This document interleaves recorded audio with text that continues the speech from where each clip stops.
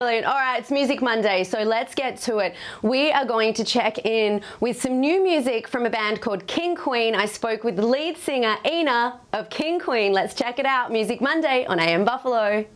Super excited on Music Monday to have Ina of King Queen in the Zoom. Hey, Ina. Hi, how are you? Good. This is so awesome because we actually know each other from Los Angeles. You're in LA right now on lockdown. You know, like it goes up and down. It's kind of like a roller coaster. Yeah, it's crazy, isn't it? Really, 2020 was a year of like so much heartbreak, but then also some, I think a lot of people had some pretty interesting breakthroughs. You also have released your latest single, Roller Coaster, with King Queen, your band. Let's check that out right now. Yeah, let's do it. You only like me when you're drunk. You only touch me when you're higher than the sky. You only call me when it's late. You only want me when I say goodbye. Say goodbye. You're like a roller coaster. You bring me up and down. Roller coaster. Don't know when you're around. You're like a roller coaster. You bring me up and down. Roller coaster. Don't know when you're around. Dance all night to get over you. That is so unreal. I mean, this is all stuff that you have done in the thick of the year that was 2020. One thing about you is years and years ago, you were signed to a really big record company in Los Angeles. You turned your back on it because you felt, you felt like you couldn't be yourself, right? Yeah. How did you just keep going in those times? Well, it's all about timing and like, I don't know, like being a kid, like for example, like I was like super bullied, and it wasn't like easy growing up. Now when I'm in these situations, like I'm stronger, I'm able to make like my decisions and like things happen and it's like, it's a path. And the older you get, like you look back and all the paths make sense. And when everything aligns, it's all going to be what it's supposed to be. I think that's a really wise thing to say. And it's hard to hold on to it. I think with a lot of people scrambling out of 2020 and having to rebuild. Right. And like no one expected to be in a pandemic, right? That's the kind of stuff that we watch in movies, right? In the beginning, I was kind of like down. I had a tour booked and everything, and that didn't happen. And when that didn't happen, I kind of looked myself in the mirror and I was like, well, who are you going to be? Like, what if this is forever? Like, who do you want to be every day? Like, and of course it's hard because your mind can be like upset, right? You can just go through like depression or just being down where it's like hard to get up. But I was like, hey, like it's all on you now. Like it's you and these four walls. Like who are you gonna be? I think that's like important, just like looking at yourself and be like, it's hard, but who are you gonna be today? And life might be that roller coaster. Yeah. And it's hard, but like there are little things you can do, or like if the gym is closed, go for a walk. It will help you mentally. So I don't know, that's just kind of like what's been working for me. I love it. I will take that advice, and we can all start with like listening to your latest single. Woohoo! Awesome. Thank you, Ina. Happy New Year.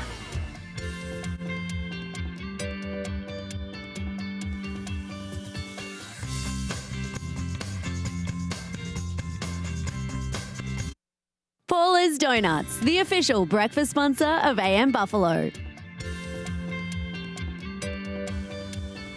Welcome back to AM Buffalo. Happy 2021. Coming up on the show, we have some inspiring words from Sherry Ziliu, who opened the Diet Center. So that might be some good, I don't know, what do we all say? New year, new you, whatever. You're probably amazing and just want to max out your life. But anyway, be inspired soon. Right now, get ready to be scared. I certainly was terrified watching Amityville Horror House. It is a new documentary that is streaming now on Discovery Plus, a new streaming service that's all about the paranormal. And I spoke with Jason Hawes, who's a paranormal investigator, to find out a little bit more, including, do I need to sage myself after this interview? Check it out.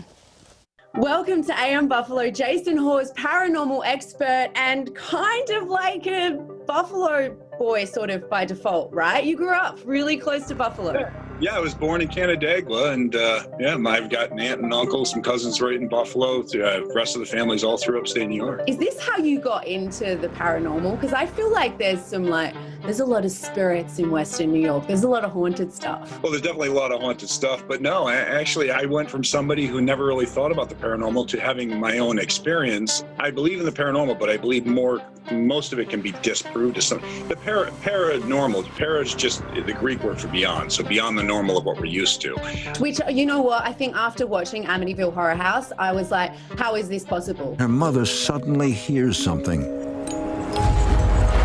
She was talking and... What are you talking about? The rocking chair was rocking. Why would you say that? And you could hear another voice, but you couldn't see anything.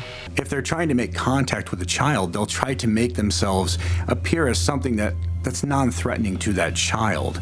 So that child eventually opens up and accepts them as a friend, again, opening up the door and allowing them in. I mean, it was terrifying for me to watch it. I was like, I can't believe I have to watch this.